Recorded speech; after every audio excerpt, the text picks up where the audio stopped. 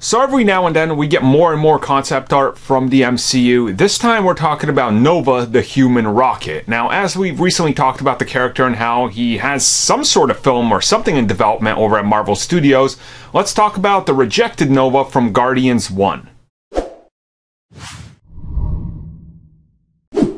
Now, naturally, we've heard the stories about Nova and why he wasn't included in Guardians of the Galaxy Volume 1. He just really wouldn't have fit in there. You know, it had to be a very Peter Quill story. He's really the human that's kind of central to that story. Having another human in there would have taken away from it and kind of made him less special.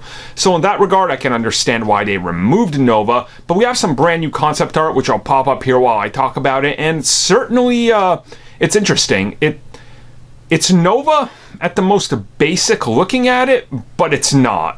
Essentially, just looking at this, you kind of get the idea that they were going for a more almost like Ravager look for him. Kind of dirty, grungy, not really Nova Corp. And certainly when you look at the design of what the Nova looks like, you know, what Xandar Prime looks like, this design is 100% opposition to everything that's in the movie. So I understand why they didn't go with it. Now at the same time, you have to wonder how far in development and when did they decide to kick Nova out due to the fact that they have this concept art, and what did the early designs look like? Because when I look at this, it's most reminiscent of the original concept art of the Guardians of the Galaxy. Now, if you go look at that, it looks nothing like the final product. You know, Groot legit looks like a horror character. Drax certainly looks different. Star-Lord is like, I want to say like a bounty hunter look more so than anything. Like everything looked far different. So I'm inclined to believe this is more from that development of the movie, which is way before they ever started rolling the cameras.